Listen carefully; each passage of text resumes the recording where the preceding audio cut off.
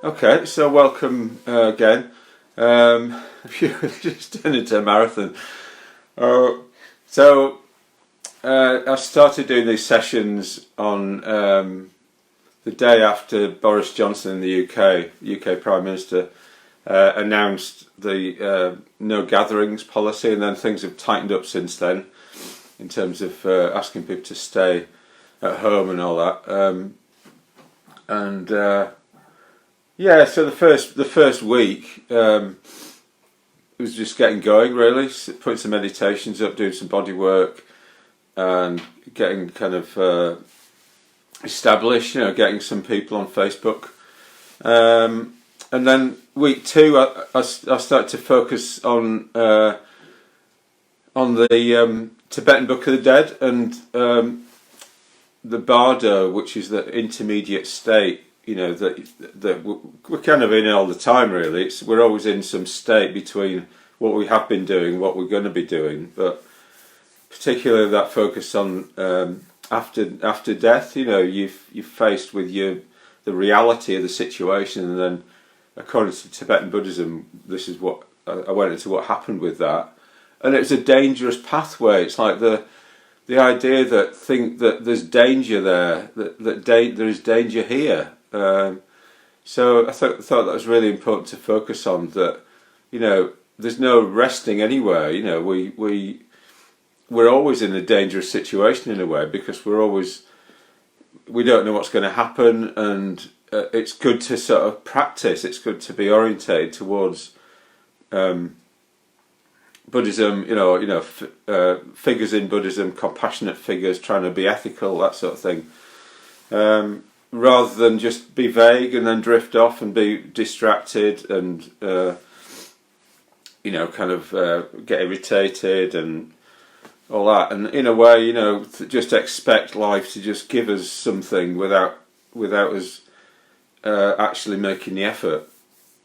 So that we went to the five Buddha mandala, and it was like focusing on particular Buddhas and their qualities and their intense lights, rather than on our habitual tendencies, things that we normally kind of are drawn towards.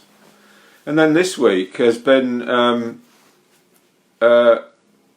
more just looking at the actual teachings. So the last of the Buddhas represents the Buddha roaring the lion's roar of the Dharma. So I've been looking at my own work, really. The work I've been doing over the last 16 years, which has been analysing the Satipatthana Sutra and trying to make sense out of it, and trying to come up with something which actually matches what I know about Buddhism from all the different traditions of it, different schools and everything, including Mahayana Buddhism. So anyway, it's a bit of a new interpretation of the Satipatthana Sutta. And so basically, we've had 3 sessions of looking at different aspects of the 4 foundations of mindfulness. We had two sessions on contemplation of the body, and yesterday we had a session on contemplation of feeling. And then, so we're on that again today. So it'll be more about how bringing mindfulness to feeling is a thing we need to do, and how we do that. So each day there's been a little bit of a kind of I've been able to look at a particular theme, and so today we're going to look at focus a bit more on meditation and higher states of consciousness. These are called dhyana, or in Pali dhyana. So it's about states that are kind of concentrated and inspired, and in the end completely equanimous. So we'll look at that later. And I was sort of saying in another meditation yesterday about the whole idea of letting your insides be on the outside. So sharing how things are going, and not just kind of holding it all to yourself. So yesterday morning I had a meeting with one of my friends from Butterfield, and we were thinking about what rituals, because we're used to doing like rituals on a large scale, you know, we're like hundreds of people in a field, you know, with candles and you know, big ideas and things for participation. So we were kind of kicking ideas around about how to use things like Zoom on a kind of big scale for people to do rituals within Zoom. You know, using what Zoom does, you know, it has this green screen thing behind you can put your images on that. So we're thinking of throwing ideas around, you know, around that. One thing I'm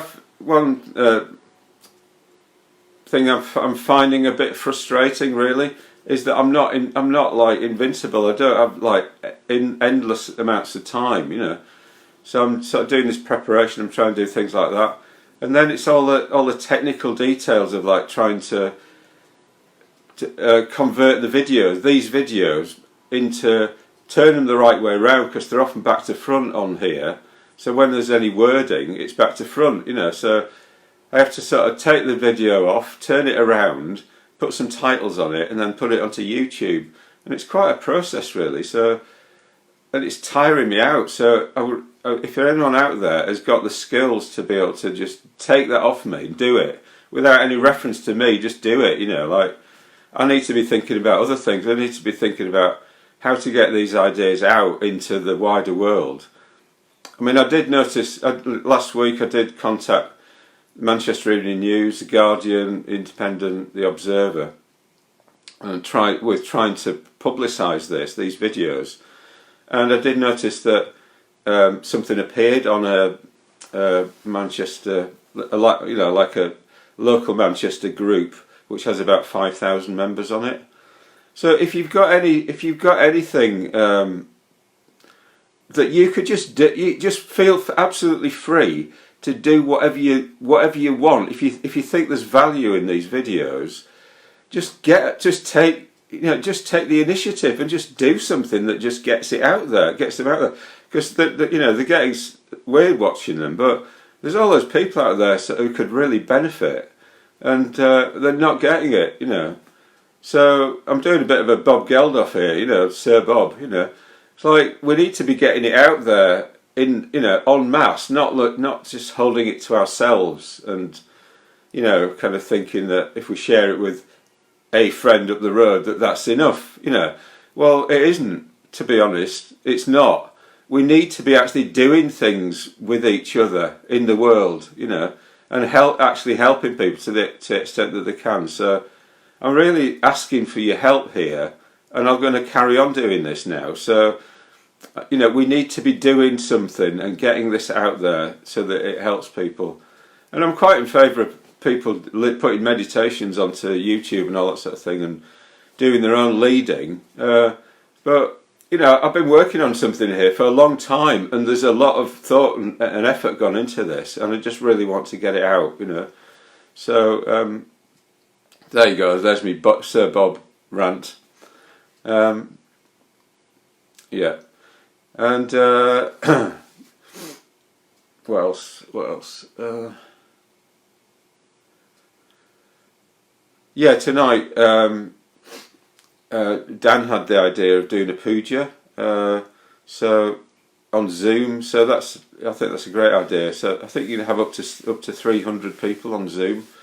So all you need to do with that, if you're interested, this is going to be around 8:30. So all you need to do if you're interested in that is to send me your email address in Facebook Messenger, and then I'll send you out the link. So basically you download the Zoom app onto your laptop or your iPad or your desktop, and then when I send you the link, all you do is you click on it and it just opens it in Zoom. So you're just there, you're in it with everybody else. So 8:30 tonight in UK time. So translate that to your own time zone. Yeah. And I think, you know, I did want to do more interactive stuff here, but it's been these other things I've had to do that have got in the way, really. You know, loading the videos up and all that sort of thing. It'd be great to have some question answer sessions, some joint sitting together, and then we can put it. Then we can put it. You know, put the. If I did a class, a teaching class, and then sort of a group of people participating, then we could record that and then post it up. So we get to sort of share common problems that come up in meditation, that sort of thing, or just have a discussion about things, you know, and share about how we're doing. So it's always good to hear from other people how they're getting on, because we don't feel so isolated and alone, you know. So when other people share problems we recognise, it's like we breathe this sigh of relief. Yeah. Okay. So that's good. I've laid out a few of the things in my mind out there. I'm really thinking of, like, I've got friends in New York who I kind of meet up with on a conference call most days, and they're really suffering. You know, it's really, those meetings are collapsing a bit. They're really suffering. So I'm just kind of trying to keep in mind everybody in my world, you know. So hello, Manchester Buddhist Centre people. Hello friends in Manchester. Hello, you know, worldwide Tree Ratner friends and others. Yeah, just keep bringing everybody to mind. That's what we need at the moment. Hello, family in Australia and in London and Wiltshire. Yeah. Okay, so I've talked enough now. So if we'll do some we'll do some gentle exercise. So if you want to stand up.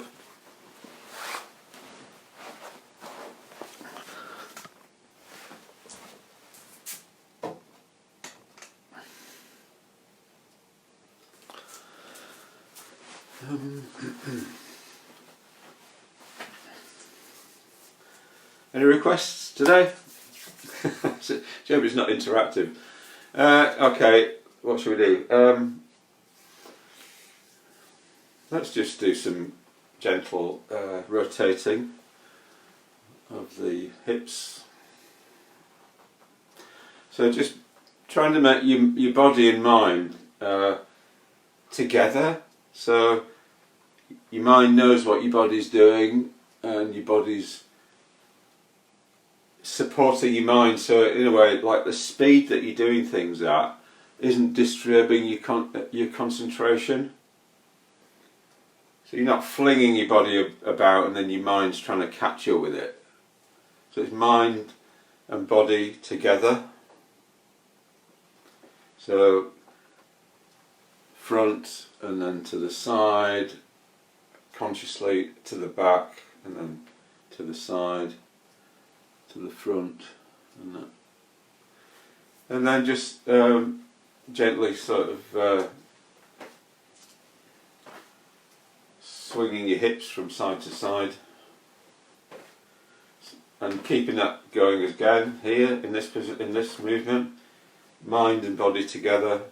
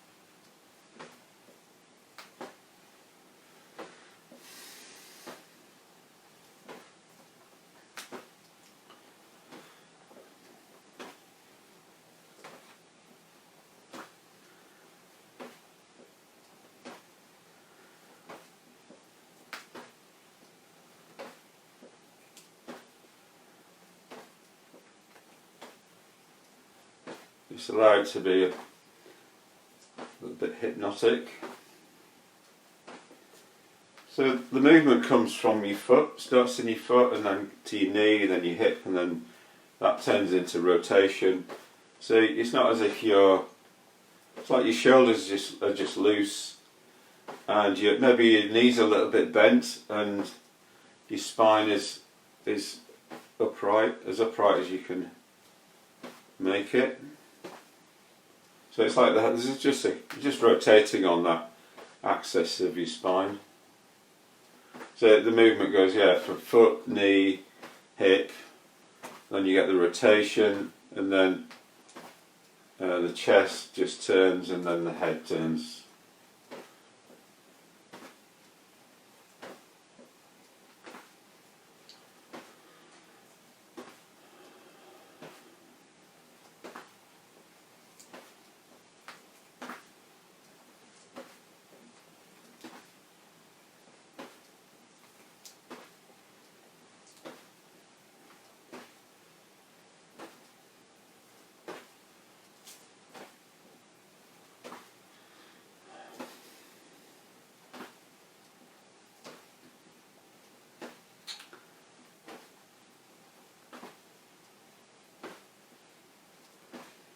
Just let your mind just be kind of lazy. It's just, your eyes are just watching what you're seeing as you turn. Your mind is just not particularly engaging with what's there, but just receiving it into a soft awareness. Receptivity.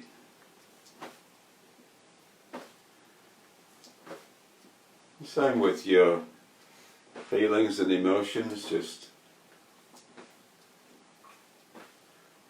not going out looking for them, but just receiving whatever's there, whatever experience is there, whatever feeling is there, into a soft awareness, not into a welcoming awareness. Not judging it.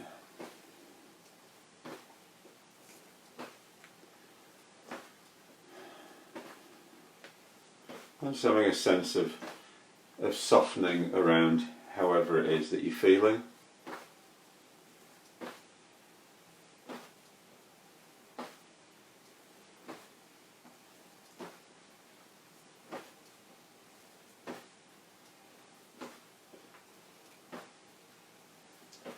And taking your attention further down into your stomach area.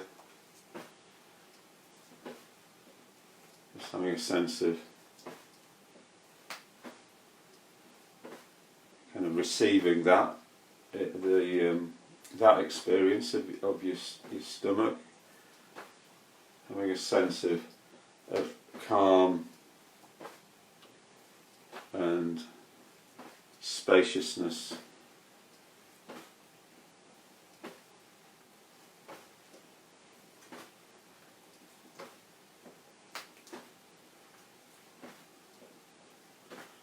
And being aware of your legs.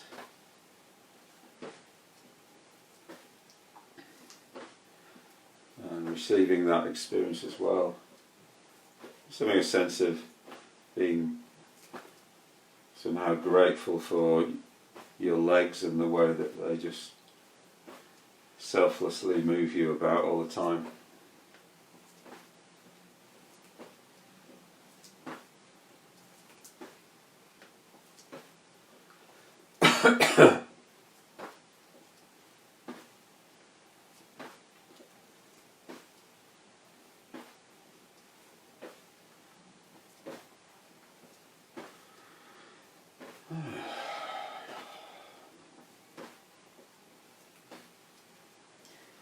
So I'll just speak a bit while I'm doing this because I can. It's quite a good idea to bring experience and theory together. So in a way, well, not in a way.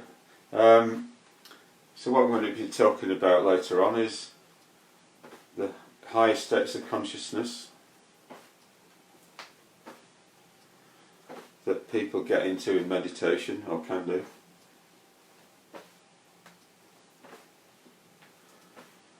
And in the theory of all of that, the body is as important as the mind. Just drop that thought in as you're doing this. Yeah, so we don't kind of get past the body in order to get into a higher state of consciousness in meditation. We do it partly, or half of the whole really. It's half of the whole thing. So we work with our body. We need to work with our body in order to get into higher states of consciousness.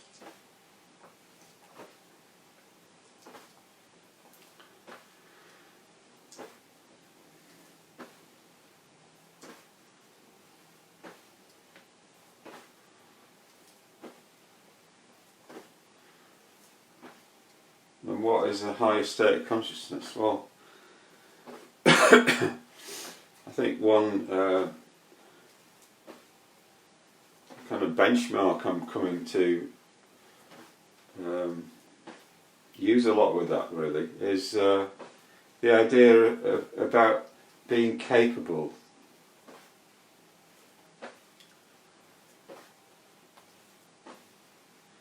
So it's a bit like what I was saying earlier about I need somebody to just take this off me and just do it, sort the videos out. I don't need to think about it. Just do it, And I've got friends who are really like that. They're fantastic organisers and managers, and they're able to just do it. So, and doing it is about bringing about benefit to ourselves and others in the world. What needs to happen. And in a way, meditation is just about supporting that. It's about supporting what needs to happen. It's about making ourselves right-sized, so we sort of we're aware of what we can do and what we can't do. It's about being aware of accessing sources of inspiration that will help us get beyond where we are now. So we retreat into meditation, and then we work on ourselves. We develop, this is meditation, so here we're developing chi in the body, energy in the body, and calm, and we're smoothing out our energy. And then what we do after this will benefit from that.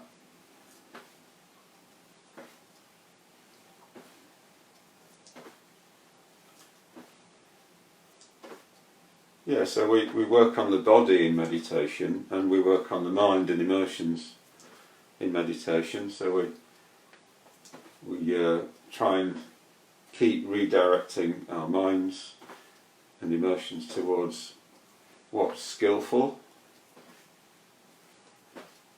meaning what's going to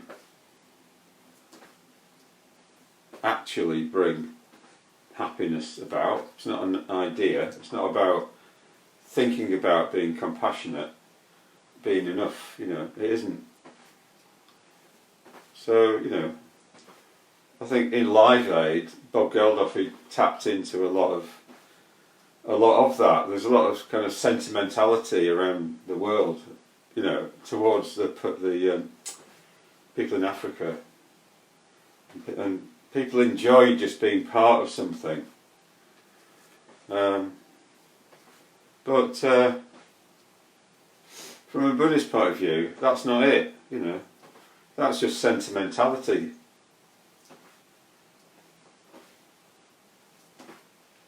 What's it is actually getting yourself into a decent state of mind, and then doing something in a capable way.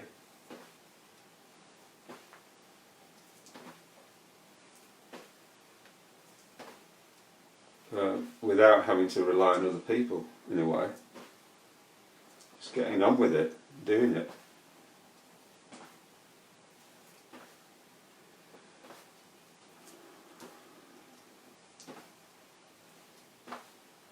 Okay, so we'll just brush down the body, down the back, and then take a seat.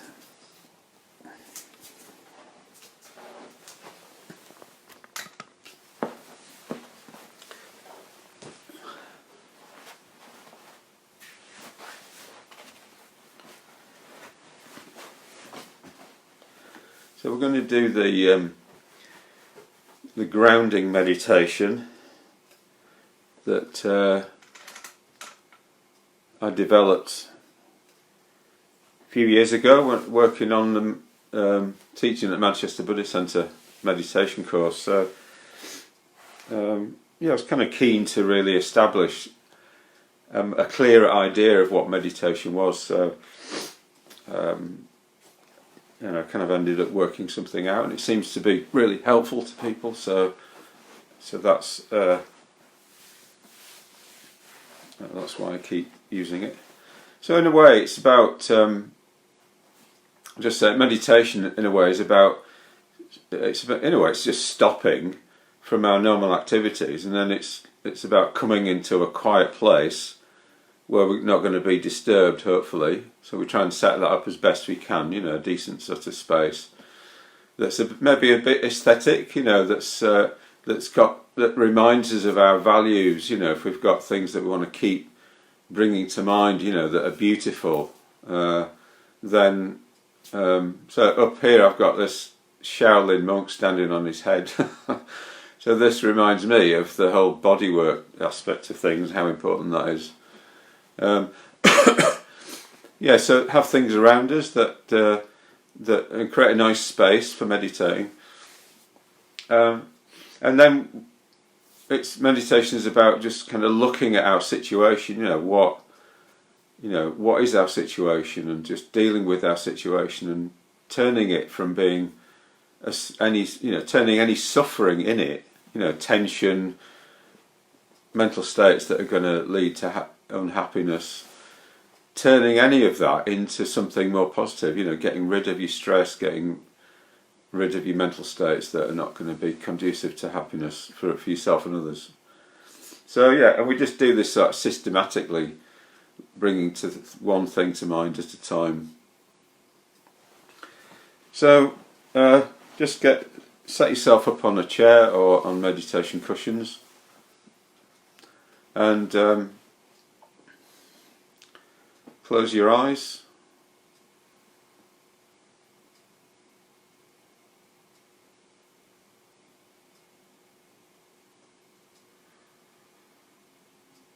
So hopefully through that body exercise you will have a bit more energy in your body that you can access to help help your body support itself.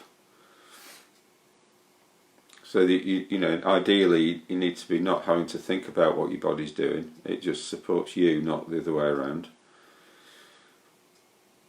And then just balancing your spine so that your weight goes down directly into the ground or the seat that you're sitting on.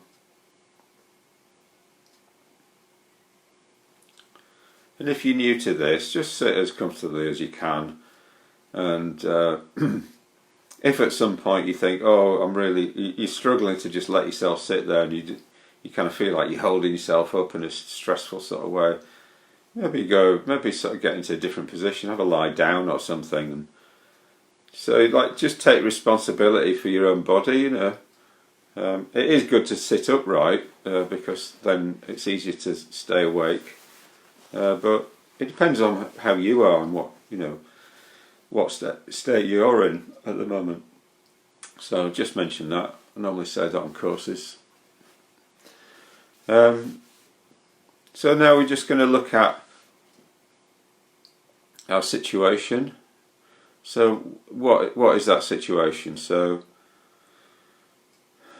First of all, we're a living being.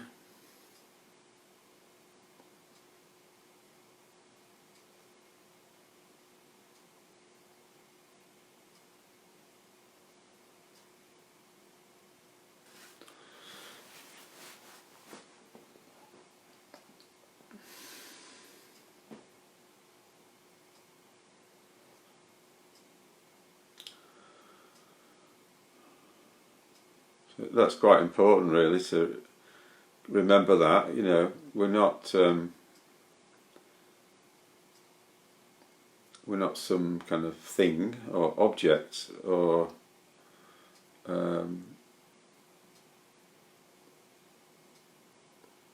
blank canvas to be written on. We're a sensitive, alive human being who suffers sometimes, who is happy sometimes, who goes through a range of emotions, who has ideas about life and what to do in it.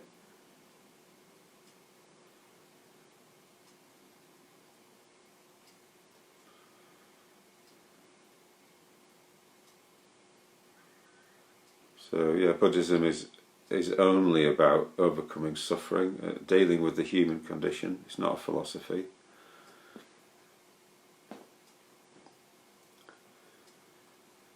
And it's the case that we exist in time and space, so just being aware of, first of all, of time.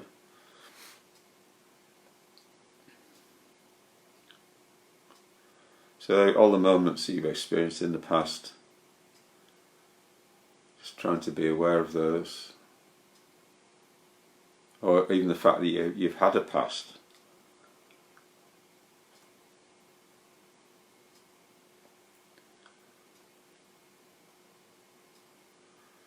And being aware of all the moments that you'll experience in the future.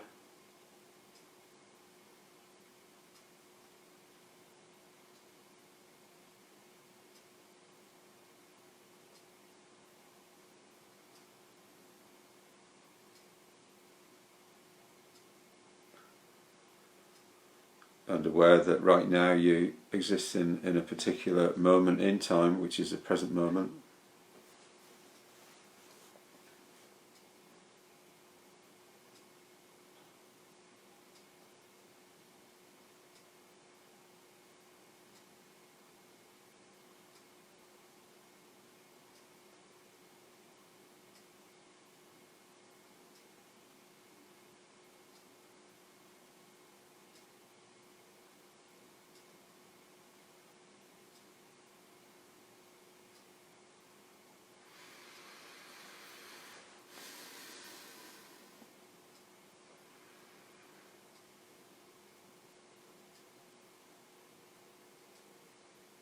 And it's also the case that you exist in space. So being aware of the earth underneath you, huge great ball of matter flying through space.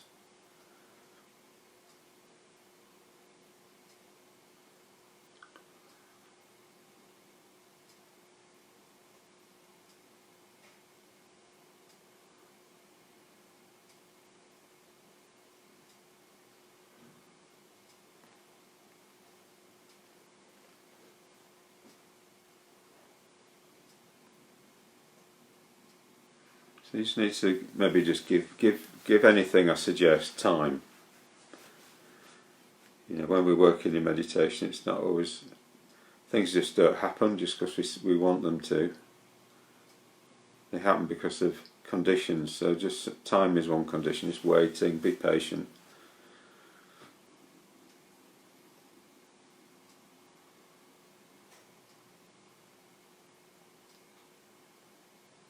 So you're arriving onto the earth and being aware of the atmosphere above your head and how that's only about 10 miles thick.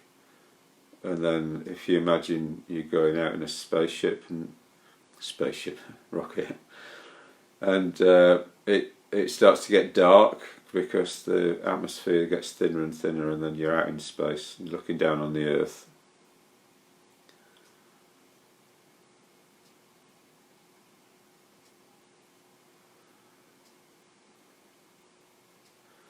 and then beyond the Earth, the planets, and then huge distances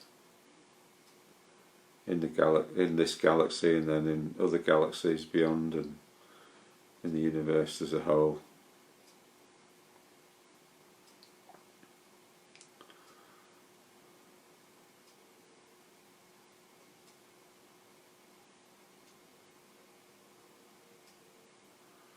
So it takes like 8 minutes to get to the sun, and 15 billion years to get to the edge of the universe.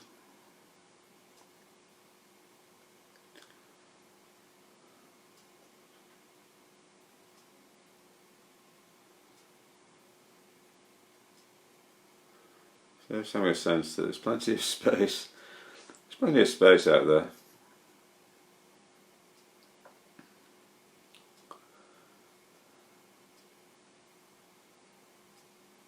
So just maybe that helps us think that our troubles, are just natural in the universe. This is what happens. There are organisms that are in competition with each other and trying to. So in pandemics happen. There's nothing personal in that.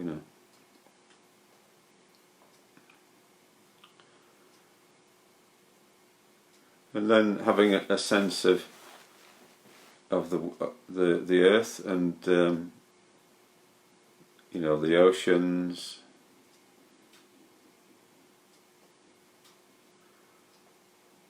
and the Arctic ice cap and the Antarctic ice cap, South America,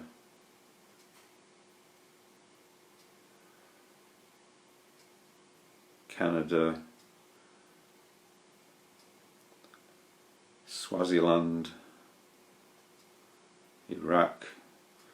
It's all the different countries around the world with their cultures.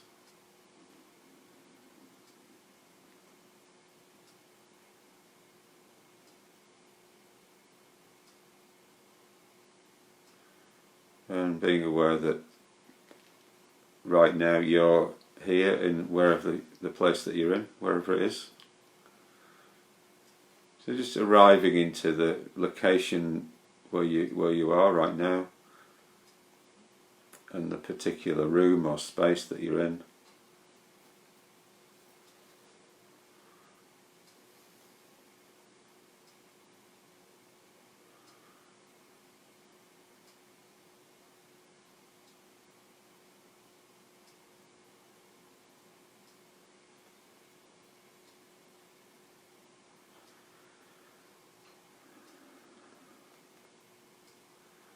And just letting your body just settle there in that space.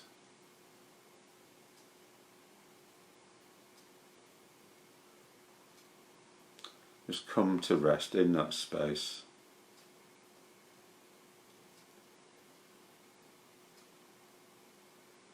So feeling safe, you don't need to be worrying about anything at the moment. In this moment, you're safe.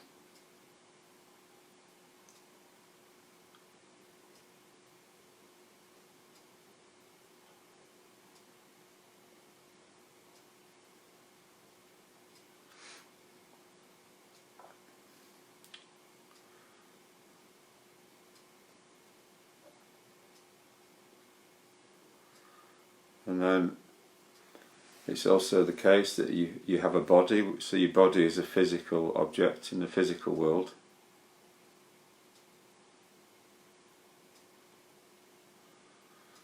And it has a particular structure to it.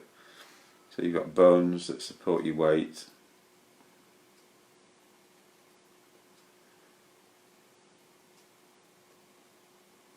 So just being aware of where the bones are in your body.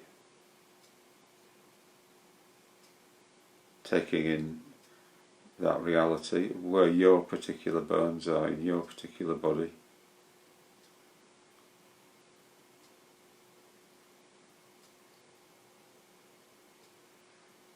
and being aware of where your muscles are in your body, your muscles.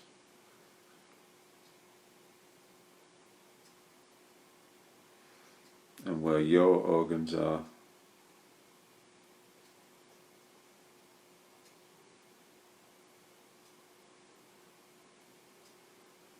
And then just tuning into where the bones of your body are, and just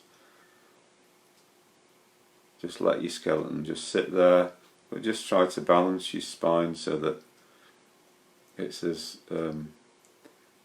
vertical as it can be. It has a gentle curve to it, so that's fine. Natural curve. But just try to balance yourself so that your weight goes down into the ground.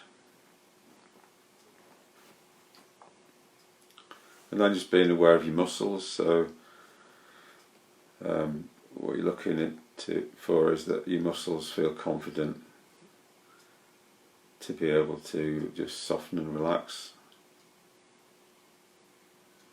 as if you're just unfurling a fist.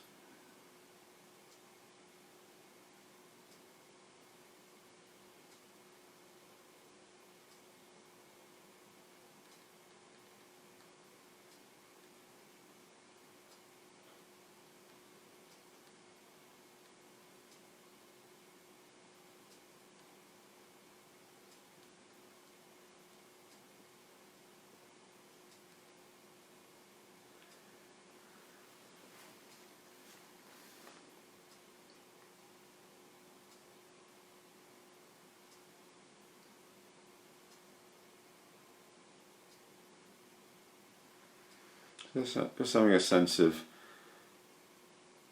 as you're softening your muscles, that you're just shedding tension and it's falling away from your body down towards the ground.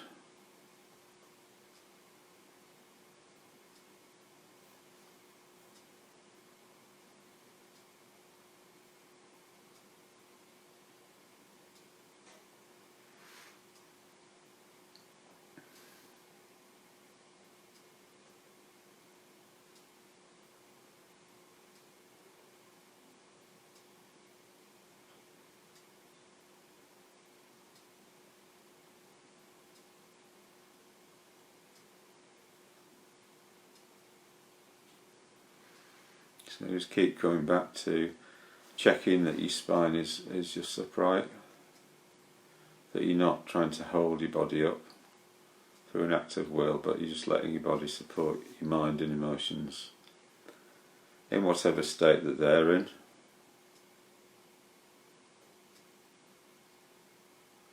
And just having a sense that if you are letting your body just support your mind and emotions, that they can somehow start to feel a sense of reassurance from that support.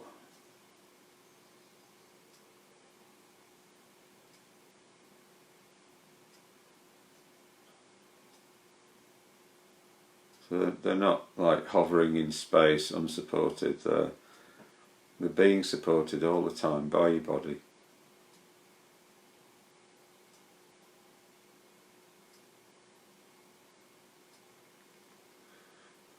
So I think we often feel a bit anxious if we're kind of looking around for something solid underneath us, some ground to put ourselves on.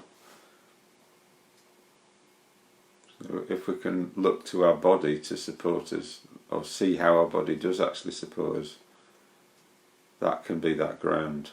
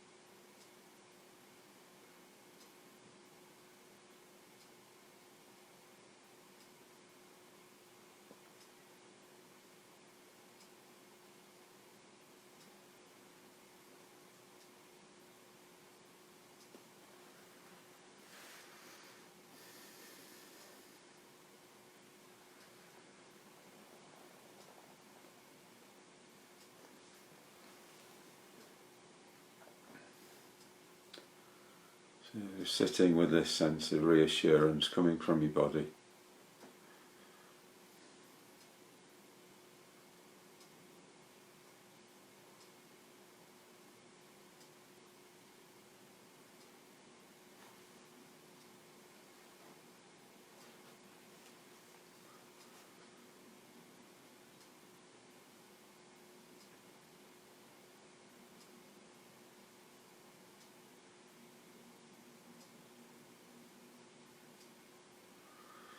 And if you feel a bit stressed through the day or a bit anxious, maybe just look at this particular bit of the video again, the meditation again. Do the grounding meditation again, just kind of go through that sequence of acknowledging what your situation is and just get some kind of reassurance from that, that, oh, this is where I am, this is when this is where I am, this is the fact I've got a body, this is the structure of the body, I don't need to hold myself up, I can get a sense of reassurance. My mind and emotions can feel reassured by my body.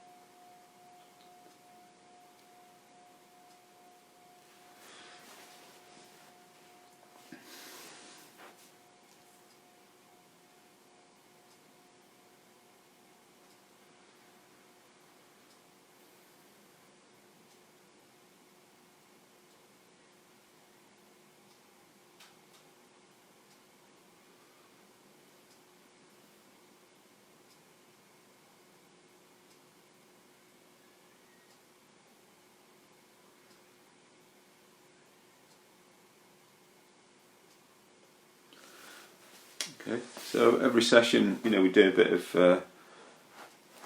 theory at the end, having done quite a bit of practice and stuff. So it's just always trying to remember that whatever kind of ideas there are, they always need to be kind of grounded in actual practice. So it's good to do the theory at the end after we've actually done the practice. And I shared the ideas about being capable earlier, so we're going to look into that now. So I'm just going to move into the kitchen and use the diagram out there.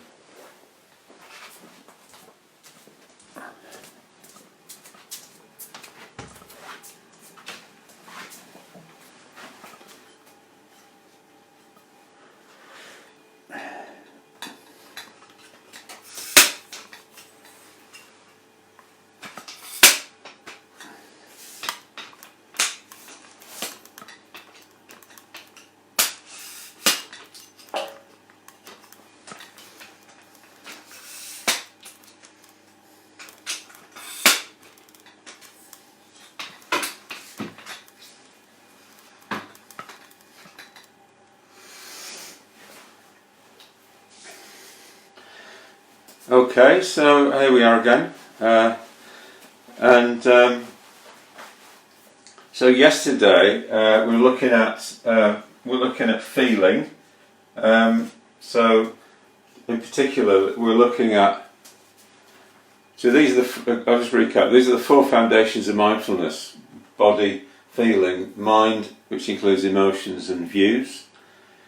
And in the first 2 days of looking at this, we looked at body, and we looked at how the body conditions the others and how they condition it in the first 2 days. Yesterday we looked at how feeling conditions body, feeling conditions mind, feeling conditions views. So today we're going to look at what's coming in the other way.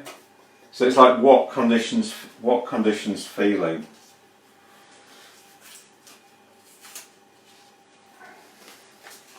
So firstly, we've got how body conditions feeling, and we went into that. So this is sensation. This is bodily feeling or sensation. We've also got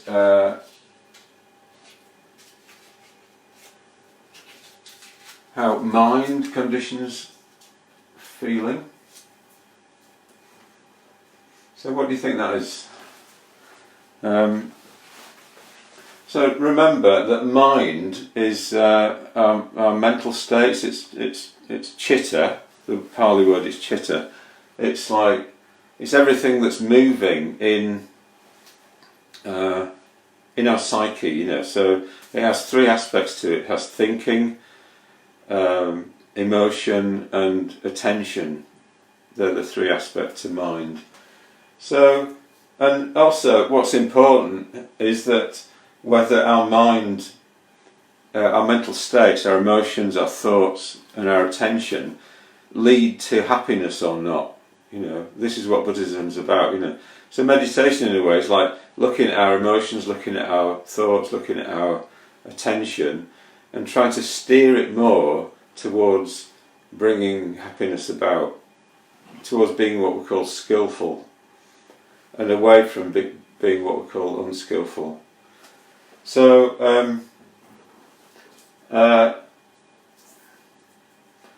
you know, we have an emotion, for instance, here. So, say our emotion is ill will or something, or irritation. So we I always give the example of, like, you know, you're walking down the road, and you know, you see somebody that you've fallen out with. So what do you want to do? Well, you don't want to see them, really. Why don't you want to see them? Well, because it's painful to see them. So hatred or you know, frustration, irritation, you know, conditions feeling here, pain. And what we tend to normally do is just act on that. And acting on that is avoiding that person. We find that we go down another street, you know. So, but the pain is only there because of that mental state. So if we were to do the metabhavana and change the mental state into being loving kindness, you know, so even though that person might be a difficulty to us, we can still consider that they're a human being. They don't want to suffer. They actually need support, you know. Then that kind mental state then gets, you know, there's no reason for that pain to be there anymore. It will disappear. So we can work on, this is what we call worldly feeling, samisa vedana. So samisa vedana, this is in the Satipatthana Sutra. It talks about worldly feeling. So you know, it's that kind of example, but it's also something like, well, when we see something that we really like, you know, so, you know, we're obsessed with even. So you know, we're kind of obsessed with finding out what's in the news on the coronavirus crisis stuff, and we keep looking all the time, you know. Or more simpler example, you know, we just really like cake, you know. So we think of cake, and then when we get cake, we feel pleasure, you know, because we've had desire and it's been fulfilled. So, but then if we keep acting on that feeling of pleasure when we think of cake, then we bring cake very centrally into our life, and we become a bit obsessed about it and addicted to it, and so it doesn't lead to happiness in the long run, you know. So anything that's another example of an unskillful mental state leading to a worldly feeling. Okay, so but what about other types of mental states, like more skillful mental states? So a skillful mental state is something like loving kindness, you know, friendliness, warmth. So say we have an emotion of warmth towards a friend. So we feel very kind of, we care about them and we really want them to do well. And then when they do well, when something good happens to them, we feel pleasure. We feel happy about that, you know. And so we feel that happy, we feel that pleasure, and then it is a good idea to act on that. So we say to them, I'm really pleased that you're doing well, you know. And then that's like a positive reinforcement loop, you know. They'll go, oh great, thanks, oh, I really appreciate the fact that you care about me, you know. So that spiritual feeling, that's in the Satipatthana Sutra as well. And the Pali word is niramissa. So samisa is worldly feeling, or sometimes they talk about, I can't remember now. Worldly feeling, and niramissa is spiritual feeling, or they sometimes say unworldly feeling, you know. And the Pali commentators often say amisa means something like meat or something, you know. So it's a bit like kind of carnal or of the world or something like that. But I think that's a little bit of a bit distracting, you know. It's not really. I think the thing is that worldly feeling comes about when we're in an unskillful mental state. That's the basic idea. And spiritual feeling comes about when we're in a skillful mental state. So I'll just cover the last one before going back to this. So the last of the ways in which feeling is conditioned is by views. So it's really well known in mindfulness teaching that a teaching called the two arrows. So and this comes from the Buddhist tradition, from the Sutra of the Arrow.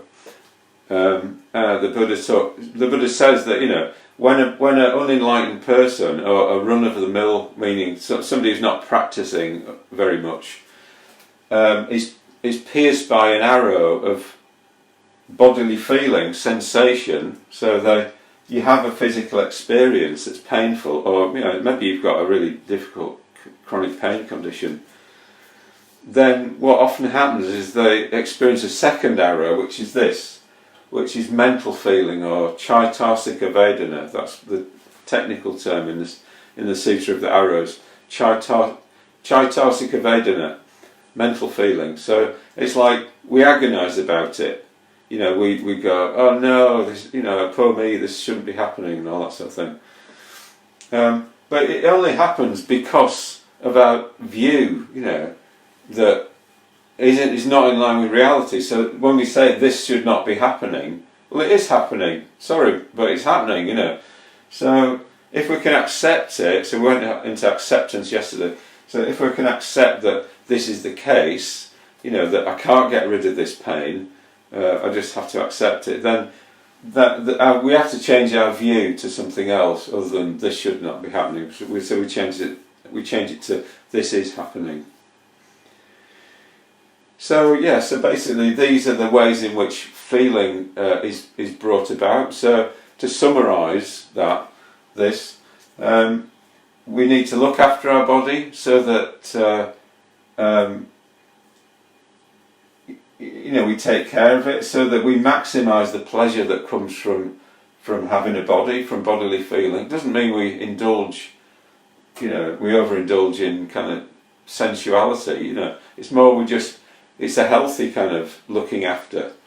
So, and then when there's some experience that's difficult, that we can't change, that's painful, then it's helpful to not agonise about it, or to not have.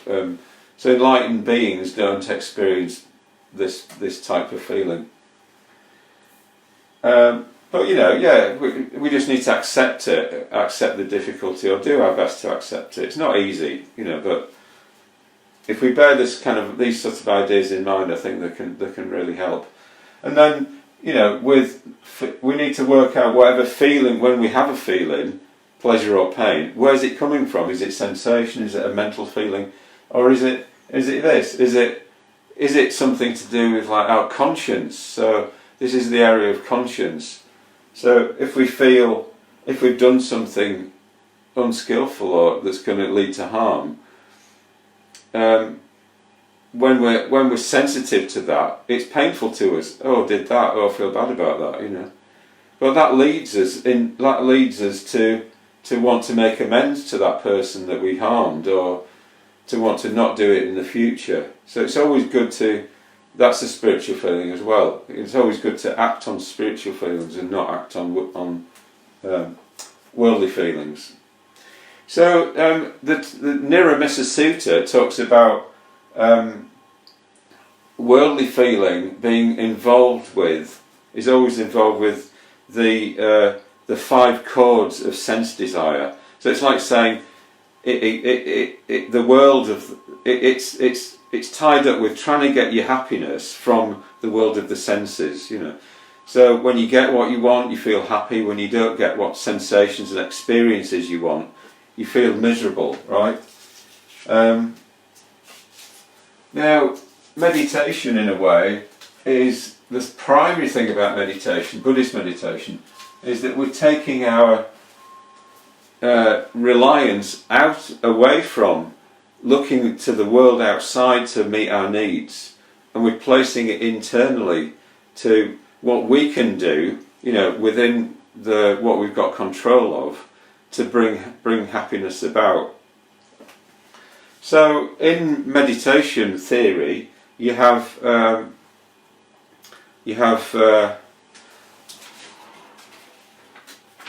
are called where shall I put this? Hindrances. Okay. So a hindrance is a mental state that leads to suffering, basically. So, and they have two aspects. So a hindrance can be bodily. So the examples of that are when your body's just kind of dull and slothful. So sloth is is when your energy's too low in your body, and restlessness is when your energy's too high in your body. So when you're trying to meditate and you've got no energy there, it's really hard. You're just falling asleep. When you're trying to meditate and you've got too much energy because you're really worried about something, it's hard to meditate. So it's like working on our body so that our energy's right for what we're trying to do. So we've got vitality but not too much, and we've got relaxation but not too much. We're not so relaxed that we've fallen asleep. So taking responsibility for our body is really important to overcoming the hindrances. So there's like sloth and torpor, restlessness and anxiety, a kind of body and mind hindrances that are to do with, in a way, like our general state of body and mind. So we've got torpor is the mental equivalent of sloth in the body. So torpor is where we just feel dull mentally. We've maybe been quite busy and we're just mentally fatigued, and it's really hard to do anything when we're in that state. So again, need to bear that in mind. And so you've got restlessness, which is bodily, and then you've got anxiety in the mind. The mind, there's too much going on in the mind that you're worried about. You're overstimulated. So they're the hindrances that affect our general state and make our meditation doable or not doable. Just from a practical point of view of energy in body and mind. Okay. And then the other hindrances are more to do with mental states. So craving for sense desire is one. There's 5 hindrances. Craving for sense desire. So again, we're looking for what's out for satisfaction out in the world of the senses. It's okay to appreciate things, but to be to look for everything from there is not helpful. Or it's the opposite of that, which is aversion, ill will. We don't want something out there. We don't want to experience something. And the final one is doubt. So doubt is not rational doubt where we reasonably doubt something. It's more a kind of like a general, I don't know, it's like we're just sitting on the fence and not committing ourselves to finding something out for real, and then making a decision based on that, and committing ourselves to something. It's more like we're just allowing ourselves to just stay vague and woolly and uncommitted to anything, or only uncommitted to even investigating anything, So we don't get into higher states of consciousness until we've got rid of these hindrances, so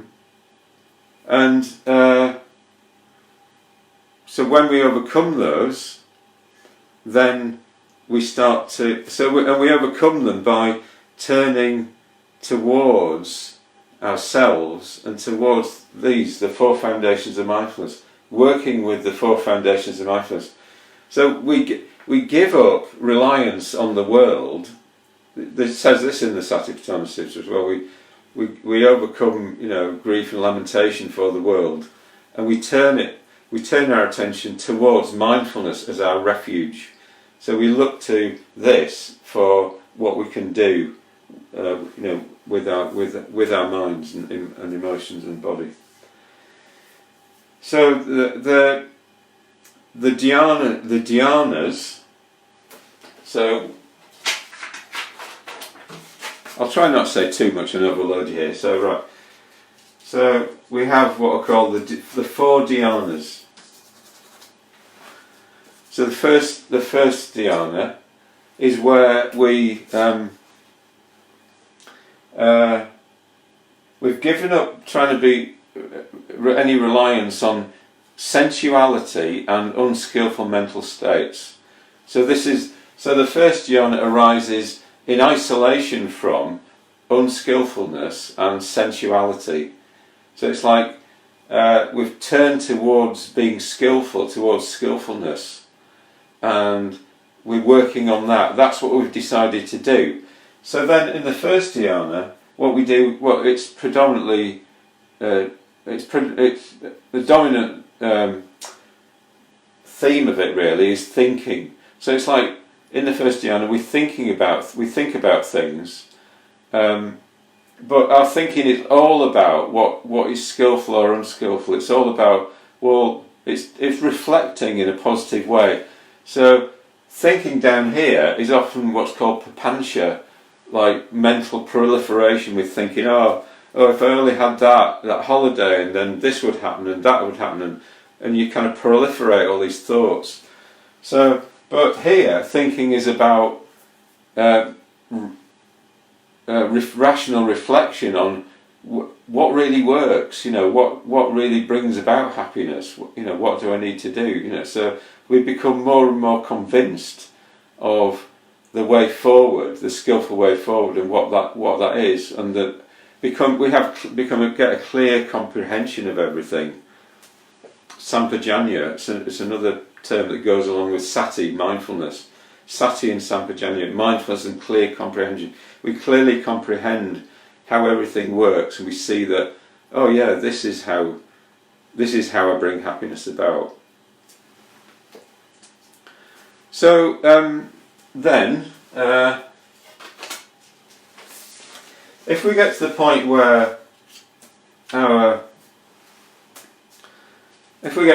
where we've got really clear about what we're doing and where happiness comes about, then we enter into the second dhyana. So the second dhyana, what happens is we let go of thinking. So just thinking stops. So why does thinking stop?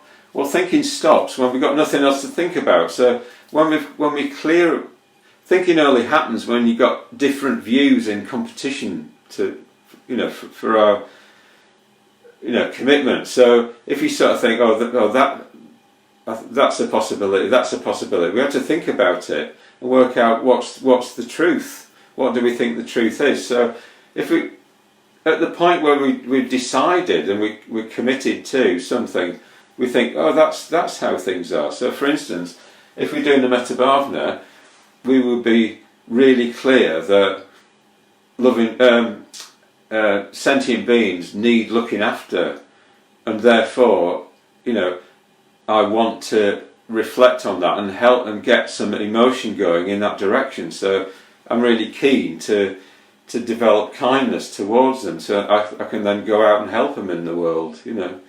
So we're clear that our view affects our emotion, and that we need to develop loving kindness, or we need to practice ethics, or whatever it is. So we've become clear. What arises here is something called pasada, or lucid confidence. So there's different types of faith in Buddhism. You've got rational faith, you've got a kind of more longing faith, and you've got I can't remember the last one. Anyway, yeah, so some are more rational and some are more emotional. So here, what happens is you get lucid clarity about what you're doing, right? And the emotion, and this is, in a way, Sangharakshita talks about this as the sort of stage of the artist. But you could think more like the creative person in general. So what does the creative person do? They're very clear about what needs to happen, what they want to do. So what they want to do is to inspire themselves and others with working with something, working with symbolism or colour and shape and language, in order to connect a person with something that's kind of beyond themselves, that's higher, that's maybe sparking their imagination to be bigger, a bigger kind of view about everything, So the word inspired comes from spiro, means breath. So it's like taking in a breath. So it's almost like you're taking something in. So the great artists of the past, musicians, they often talked about the inspiration, the muse coming from somewhere, something outside of themselves, coming in to them. Mozart said, he had no idea. His symphonies just wrote themselves. They just appeared to him. So there's something about kind of bringing this back to our meditation. So sometimes, like when we're meditating, then we do have this experience of like joy and rapture arising, because there's like a feedback loop starts to happen. We're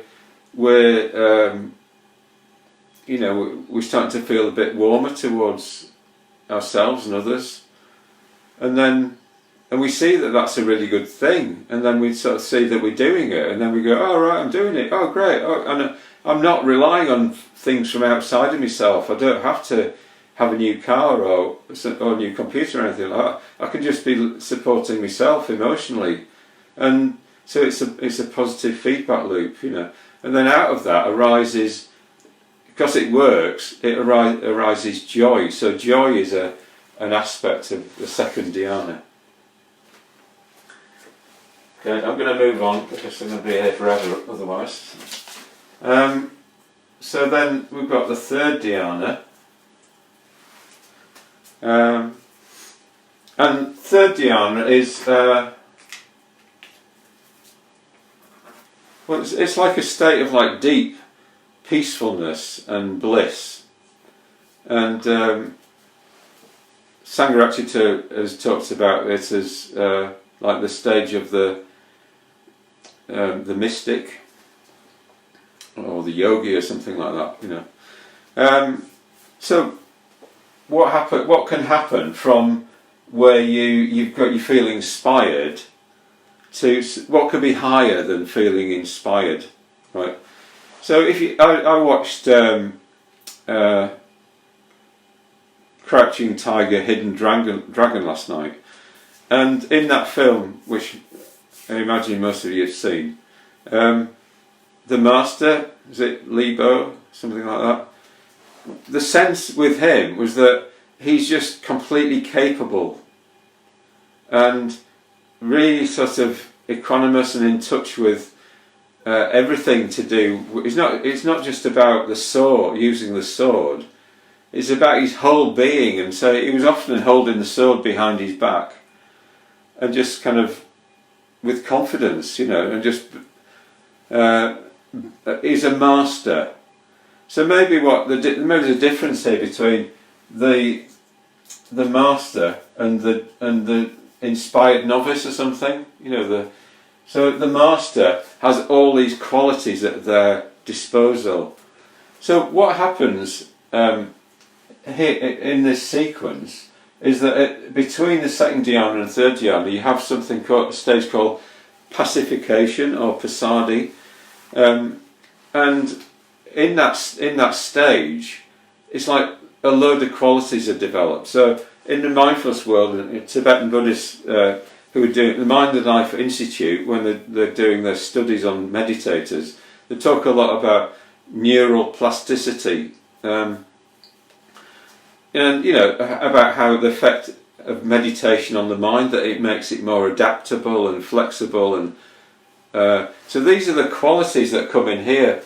Buoyant, flexible, soft, proficient, which means like really able to do things, so in a way ethically upright. So skillful basically, but skillful in body and mind. So these qualities, so there's 6 qualities, and they have both a bodily and a mental and emotional side to them. So there's a buoyancy of body, which is like what you get when done exercise and done some tai chi and all that thing. Buoyancy of mind and emotions. Mental resilience, and then you've got softness of body, softness of mind and emotions, and you've got workability of body, workability of mind and emotions. Can I remember them all? You've got proficiency or soundness of body, proficiency or soundness of mind and emotions. You've got ujita, it's like ethical uprightness of body and mind and emotions. So ethical uprightness of body is like your body is really supportive to you being skillful in the world. So I've written up the word capable here because I think this is, like, for me, really important, and what I talked about earlier in today's class about just be people who can just do it, so you don't have to be guided or led along. You're able to do it, you're really able to do it.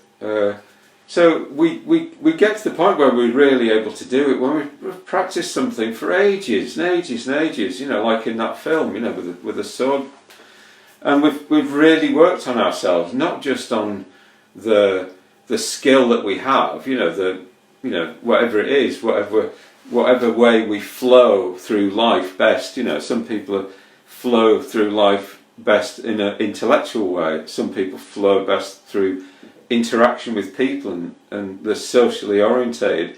So we kind of all have our particular way which we flow best. So that's an idea as well I shared earlier.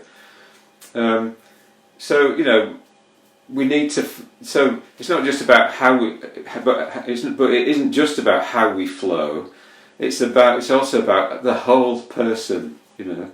How the whole of us is. So I think what comes in here is that third dhyana is like person is really whole, is really able on a really broad level. Okay, and then finally, you think, well, what could go further than that?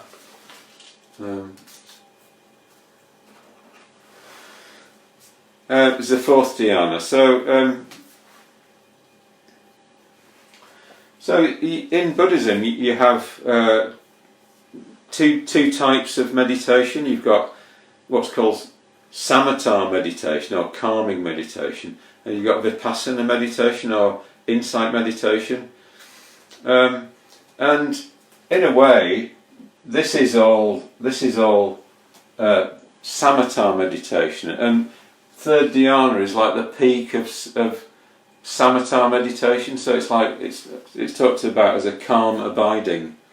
But when we say calm, what we mean is like all those qualities I just mentioned, all that adaptability and vibrancy, and it's all there in the word calm.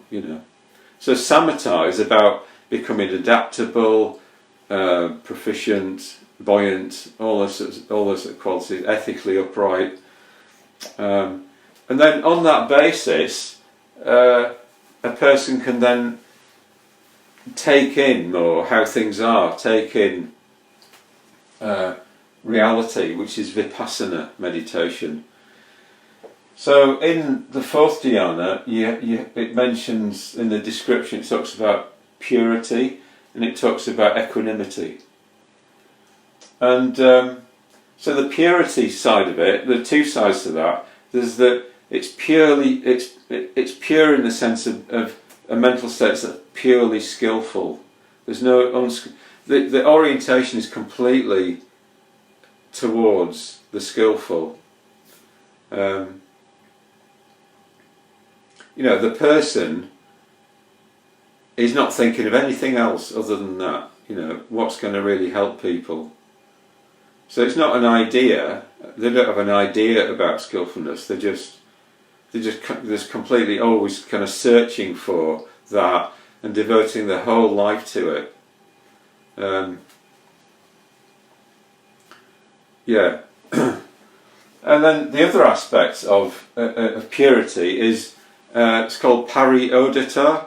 So it means something like complete, like whiteness or transparency. So pariodhata refers to, in my humble opinion, to it's like being receptive to reality. So it's like I talked last week about the white light of reality appearing to us after we die, and so if we can really take that in, then we can we attain nirvana, we attain enlightenment.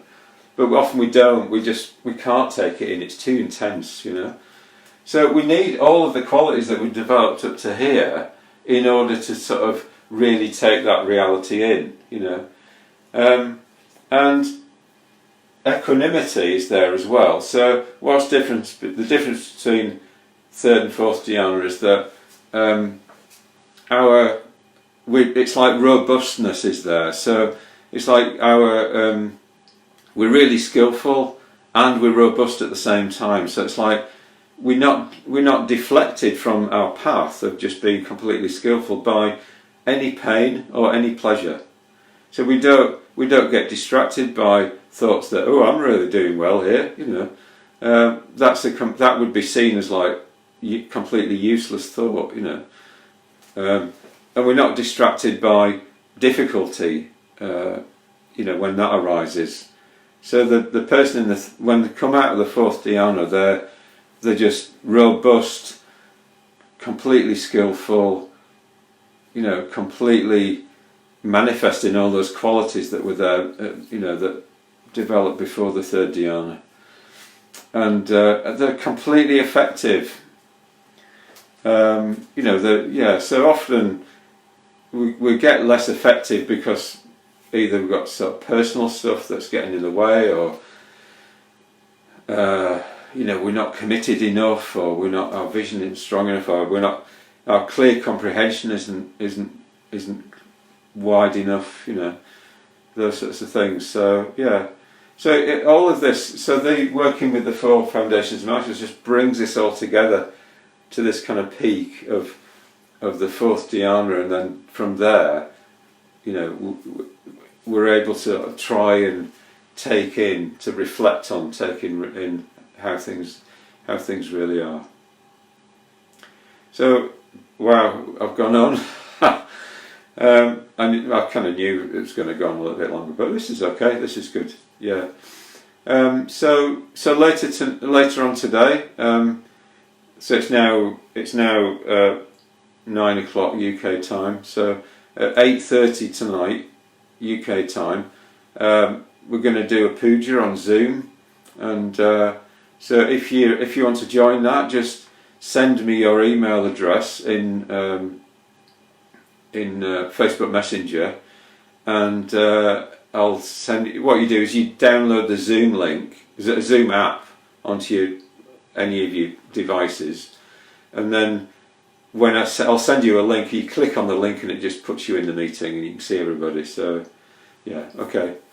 So have a good day, and so there's meditations later on at 12:30, just ringing the bells, and 12:30 and 5:30, and then tonight later on I'll see you in the puja. All right then. Thanks a lot. Thank you. Bye.